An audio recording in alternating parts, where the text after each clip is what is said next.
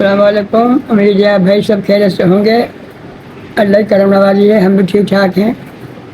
تو ایک بہت پرانا بختان کی دردناک کہانی ہے، واقع عنوان ہے کہ سو جا غم کی چھاؤں میں، دے گا نہ کوئی سہارا ان بے درد فضاؤں میں۔ تو جو میاں بیوی ہے، ان کو جو بچہ ہے، اپنے گزر کرے ہے، محنت مزدوری کرو آدمی کو۔ ایک دن مزدوری کرنے کے دوران وہ گو پر سے گر پڑو اور باقی موت واقع ہوگی۔ جب وہ گھر لائے گئے تو بہت چلیائی بیوی، مگر اب تو مر گو، اب کہاں بن سکے ہو، اب رونا کے سوائے ہو بھی کہا کہ بیچارے کی وہاں جو کچھ بھی تھوڑے بہت ہو گھر میں، وہ ساروں اوپر کفن کاٹھی میں، کوئی آیا گیا میں، کوئی دیا جو ختم لگائی بانے بعد سارا پونجی ختم ہوگی۔ اور ہی تک نو بتا جی پھاکان توڑی، اب بھوک کے مرنے لگی۔ اب آنے کی ایسے کیسے گزارا ہوگا، کمانا چل بس پیار ہوگا، اور اب میں کیسے کروں گی بھی تو چھوڑا کہ منہ میں زبان نہ بڑھے بھوک کی وجہ سے۔ اب وہ چلیا رہے بچہ بھوک سو، اور کوئی ضروری بات نہ ہے باقی یہ کھان لو۔ ان بچہ لے کے جو میں چل پڑے ہیں، ایک سڑک کنارے وہاں چھوٹی سی گوڑی بچھائی اور بچے لٹا دیو، اور باقی دو بہن بھائی ہے، چھوٹا بچہ اور بچی بڑی ہی، وہ کہنے لگی بیٹی تو یہ بھائی راکھ، میں آ کے لیے کہیں سے کچھ دودھ کو بندوبست کر دیں یا تو کچھ پانو کا گنا بچہ کو۔ اب وہ بچہ جو ہے وہ لٹا دیو، اور باہر بیٹھ کے گیری لوری نے سو جا غم کی چھاؤں میں، دے گا نہ کوئی سہارا ان بے درد فضاؤں میں۔ ایسے ہی بچہ کو لوری دے رہی اور ماں چلے گی دودھ کے مارے۔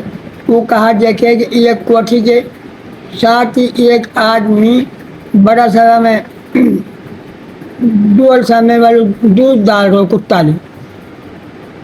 دودھ ڈال رہو اور دودھ پی رہو ہو۔ کتا دودھ پی رہو دیوانے سوچی کہ یوں کتا دھاپ جائے گا اور کچھ دودھ بچے ہی گنا کے پیچھے، وہ میں اپنے بیٹا کے لیے لے کے آ جاؤں گی۔ اب وہ دور کھڑی ہوئی دیکھ رہی ہے، یہ وہ ڈھملو یا پیارے جو کچھ بھی ہو، وہ میں شیر کتا دھاپ گو، شیر ہو دھاپ تیری اور کھڑا ہو چل دیو کتا۔ اب مالک وہ کتا لے گئے، وہ اب پیالہ اٹھا کے لے آئی اپنے بچہ کے لیے۔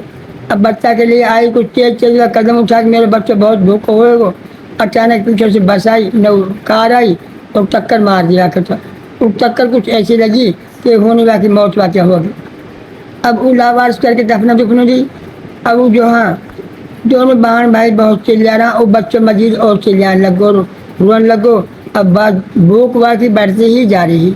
اب وہ بہن بھی کہا کرے بھٹے جلا سو دے، بھٹے لوری بڑھے والے بھٹے کچھ کہے، مگر وہ مجبور ہی۔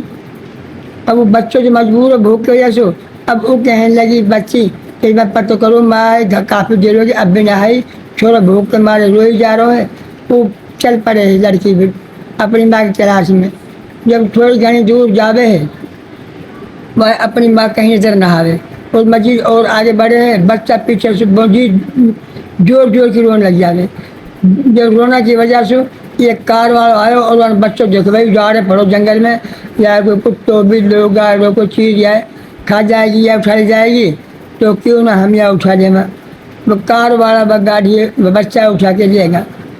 تو کچھ دیر کے بعد بہن میں ڈھونڈ ڈھانڈ کے آگی بار جب ماں نہ پائی، ماں نہ آئی تو اب بچہ بھی نہ پایا۔ اب بچہ نہ پائیں گے رسوا کو، اور اب دل اب ہزار پریشان ہوگی، اب مزید زور کی رونے لگی۔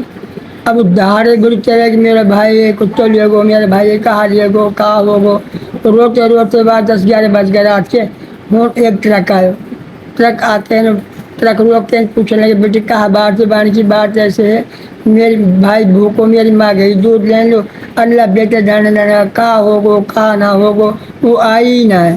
اب لحاظ میں اپنی ماں تلاش کرنے چلی گئی، پیچھے سے میرے بھائی کو اٹھا دے گو۔ اب میں ہوں، اب میرے بھی اللہ بار سب میں کہا کروں، میرے بچے لگے جلنا لگا۔ بھگوان نے کہ ٹرک والا ہے تو ساری رات بھی ہی گزار دیا گی نا، یا کوئی حل نہ ہے، تو ایسے کر ہمارے ساتھ چل۔ وہ ٹرک والا نے بٹھائی چھوڑی جگہ ساتھ۔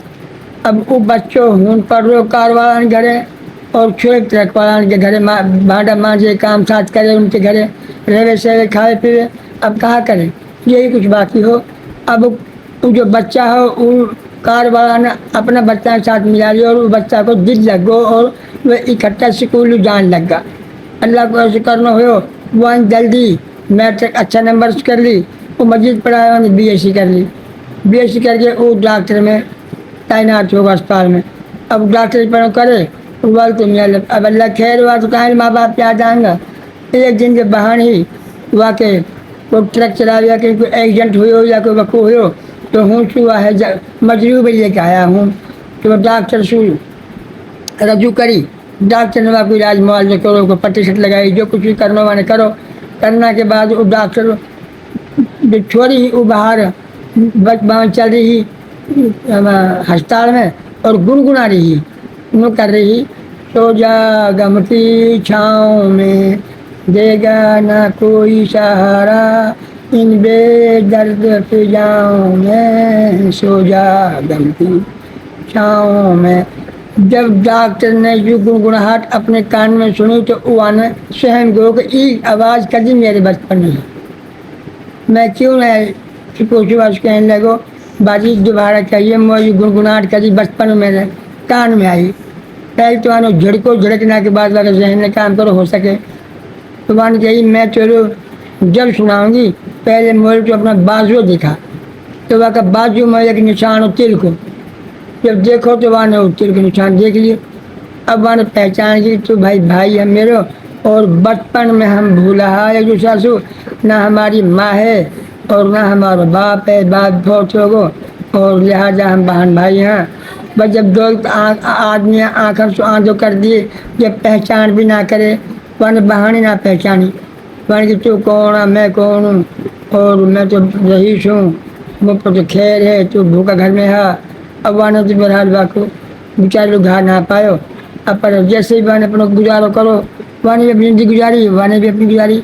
تو بھائی دنیا میں ہر طرح کی دنیا ہے پریشانی بھی ہیں مصیبت بھی ہیں اللہ جائے دن دکھائے دیکھنا پڑا ہے اچھا بھائی اللہ حافظ